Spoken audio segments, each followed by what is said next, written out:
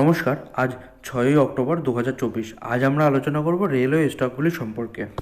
তবে 4 তারিখ rail minister Ashwini বৈষ্ণব রেলওয়ে সেক্টর প্রাইভেটাইজেশন সম্পর্কে কিছু স্টেটমেন্ট দিয়েছেন। দেখুন, আমাদের অনেকের মনেই ধারণা ছিল রেলওয়ে সেক্টর হয়তো প্রাইভেটাইজেশন হলেও হতে পারে, কিন্তু এই দিন তিনি কি বলেছেন, there is no question of privatising the railways. তার মানে কিন্তু রেল কখনোই কিন্তু প্রাইভেটাইজেশন হবে না, তিনি কিন্তু ক্লিয়ারলি বলে দিলেন। এর পাশাপাশি তিনি কি বলেছেন, আচ্ছা, railways is working to ensure that people can travel up to 1000 kilometres in comfort in less than rupees 400, মানে 400 টাকার কম খরচে যাতে সাধারণ মানুষ যাতায়াত করতে পারে, তার জন্য কিন্তু রেলওয়ে কিন্তু কাজ শুরু করেছে। কত কিলোমিটার পথ? 1000 কিলোমিটার পথ 400 টাকার কম খরচে। এর পাশাপাশি কি বলেছে, he said 12,500 general class coaches are being manufactured, মানে 12,500টি জেনারেল ক্লাস কোচেস কিন্তু তৈরির কাজ শুরু হয়ে গেছে। এটা কিন্তু খুবই ভালো খবর রেলওয়ে সেক্টরগুলির জন্য। রেলওয়ের উপর যে স্টকগুলি আছে তার উপর কিন্তু এই যে 12,500টি জেনারেল বগি তৈরি হচ্ছে, এটা কিন্তু একটা খুব ভালো এফেক্ট পড়তে পারে। আচ্ছা, এর পাশাপাশি তিনি কি বলেছেন, আচ্ছা, railway will undergo A complete make over in the next 5 years. আচ্ছা, আগামী 5 বছরে রেল কিন্তু সম্পূর্ণ পরিবর্তন হবে।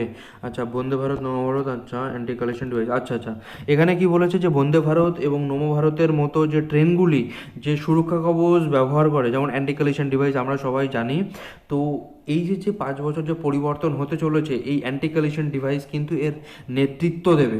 তার মানে রেলে কিন্তু একটা ব্যাপক ডেভেলপমেন্টের খবর কিন্তু অলরেডি তিনি পাবলিশ করে দিলেন এই শুক্রবারে, এই বিবৃতি দিয়ে। ঠিক আছে, এর পাশাপাশি তিনি কি বলেছেন, আচ্ছা, প্রাইভেটাইজেশন তো হবে না বলে দিলাম। এখানে তিনি কি বলেছেন, রেলওয়ে সেক্টর পাশাপাশি defence sector, railway and defence are two backbone of India, মানে রেলওয়ে সেক্টর এবং ডিফেন্স সেক্টর কিন্তু ভারতের দুটো মেরুদণ্ড। তো তার ফলে কিন্তু এটা প্রাইভেটাইজেশন হবে না, যেমনটাই তিনি জানালেন। এর পাশাপাশি তিনি কি বলেছেন, আচ্ছা,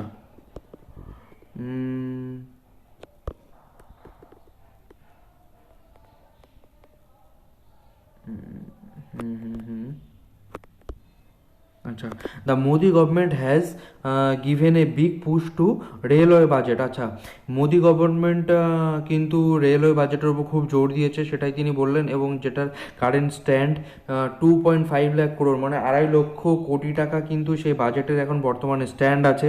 ঠিক আছে, এর পাশাপাশি তিনি কি বলেছেন, we have setted a record of laying 31,000 kilometre of new track in last 10 years, মানে লাস্ট 10 বছরে কিন্তু রেল 31,000 কিলোমিটার নতুন ট্র্যাক তৈরি করেছে। 31,000 কিলোমিটার নতুন ট্র্যাক কিন্তু লাস্ট 10 বছরে মোদি সরকারে আসার পর কিন্তু তৈরি হয়েছে, সেটাই তিনি বললেন। এর পাশাপাশি তিনি কি বলেছেন, এর পাশাপাশি বলেছেন, আচ্ছা, 40,000 kilometre rail route has been electrified during the last 10 years. আচ্ছা, লাস্ট 10 বছরে কিন্তু 40,000 কিলোমিটার রেল রুটকে কিন্তু ইলেকট্রিফাইড করা হয়েছে। এটাও একটা খুব ভালো খবর, যা কিনা আচ্ছা, লাস্ট 60 বছরে দ্বিগুণ।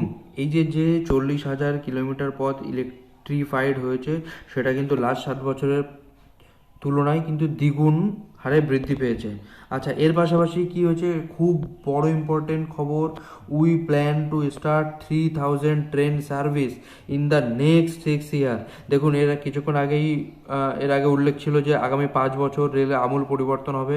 সেই সাথে সাথে কি বলেছেন, যে আগামী 6 বছরে কিন্তু 3,000 ট্রেন কিন্তু চালু হবে। এটা একটা খুবই মানে গুরুত্বপূর্ণ খবর রেলওয়ে স্টকগুলির উপর, যে আগামী 6 বছরে 3,000টি ট্রেন চালু হতে চলেছে। এর ফলে কিন্তু রেলের স্টকগুলির উপর একটা ব্যাপক কিন্তু গ্রো দেখা যেতে পারে, যেটা খবর অনুযায়ী যা মনে হচ্ছে। আচ্ছা, এর পাশাপাশি কি বলেছে, আচ্ছা, এই ফিগার হ্যাজ বিন গন, আচ্ছা, 15,900 কোটি টাকা অলরেডি দেওয়া হয়েছে। এছাড়া পাশাপাশি 33,000 কোটি টাকা বুলেট ট্রেনের জন্য বরাদ্দ হয়েছে। আপনারা এখানে দেখুন, এ সাম অফ 33,000 crore মানে 33,000 কোটি টাকা কিন্তু রেল সেক্টর কিন্তু বুলেট ট্রেন ইমপ্রুভমেন্টের জন্য দিয়েছে। এর পাশাপাশি 12,000 কোটি টাকা 12,500 কোটি টাকা 12,500 কোটি টাকা মালগাড়ির তৈরির খাতে মানে মালগাড়ির জন্য কিন্তু তারা ডিক্লেয়ার করেছেন, ঘোষণা করেছেন। আচ্ছা এর পাশাপাশি 7,000 হুম হুম এর পাশাপাশি কিন্তু মাঠ ওয়াডা বন্দরের সাথে সংযোগের জন্য কিন্তু 7,000 কোটি টাকার কিন্তু পরিকল্পনা কিন্তু নেওয়া হয়েছে। ঠিক আছে, এই গেল পরপর অনেকগুলি খবর। দেখুন এই যে নিউজগুলোর এফেক্ট কিন্তু রেলওয়ে যে সেক্টরের যে স্টকগুলি আছে যেমন Titagarh, IRCTC, RVNL, Concor, IRFC, Ircon, RITES, Tex Rail, RailTel, JWL, এই প্রতিটি স্টকের ওপর কিছু না কিছু একটা এফেক্ট পড়বে বলে মনে করা যাচ্ছে, যেহেতু এত ভালো ভালো খবর পাবলিশ হয়েছে। এবং এই খবরটি পাবলিশ হয়েছে 4 অক্টোবর 2024, মানে লাস্ট শুক্রবারে। ঠিক আছে, আচ্ছা এর পাশাপাশি কি হয়েছে, এগুলি গেল। আচ্ছা এর পাশাপাশি পশ্চিমবঙ্গের জন্য একটা ভালো খবর আছে। পশ্চিমবঙ্গের জন্য আম, আচ্ছা 60,000 কোটি টাকা investment opportunity by railways in West Bengal, মানে হচ্ছে পশ্চিমবাংলার জন্য কিন্তু 60,000 কোটি টাকার ইনভেস্টমেন্ট অপরচুনিটি কিন্তু রেলওয়ে সরকার দিয়েছে। এটাও একটা কিন্তু খুব ভালো খবর, রেলওয়ে স্টকগুলির উপর কিন্তু এই খবরটাও কিন্তু এফেক্ট পড়বে। এছাড়া কি হয়েছে, rail line from Bengaluru airport to Yelahanka to be. আচ্ছা এরপরে কিন্তু আচ্ছা নিচে দেখি আর ডিটেলসে কি বলেছে। হুম হুম হুম আচ্ছা হুম হুম হুম হুম দেখুন এই যে Bengaluru airport to Yelahanka will be track, মানে এখানে বলতে চেয়েছে যে বেঙ্গালুরু টু ইয়েলহাঙ্কা রেলওয়ে হবে। ঠিক আছে, তো ব্যাঙ্গালোরের জন্য কিন্তু খুবই ভালো খবর কি যে ব্যাঙ্গালোরে রেলওয়ে ডিপার্টমেন্ট ইমপ্রুভমেন্টের জন্য কিন্তু গভর্নমেন্ট ফোকাস দিয়েছে এবং অলরেডি যেটা এর আগে বললাম নমো ভারত, নমো ভারত কিন্তু লঞ্চ হয়েছে। আচ্ছা কোথা থেকে কোথা পর্যন্ত, বেঙ্গালুরু টু মাইসোর এবং বেঙ্গালুরু টু তুমাকুরু, এই পর্যন্ত কিন্তু অলরেডি আচ্ছা নবভারত অলরেডি লঞ্চ হয়ে গেছে। এরপরে যেটা হচ্ছে ব্যাঙ্গালোর আরেকটি রেল রুট হবে বেঙ্গালুরু টু ইয়েলহাঙ্কা পর্যন্ত। ঠিক আছে, এই গেল রেল স্টকের রেলের জন্য খুব ভালো ভালো নিউজ। আমি আরেকবার জাস্ট সংক্ষেপে বলে দিচ্ছি। প্রথম কথা হচ্ছে বেসরকারীকরণ হচ্ছে না রেলওয়ে সেক্টর, পাশাপাশি ডিফেন্স সেক্টর।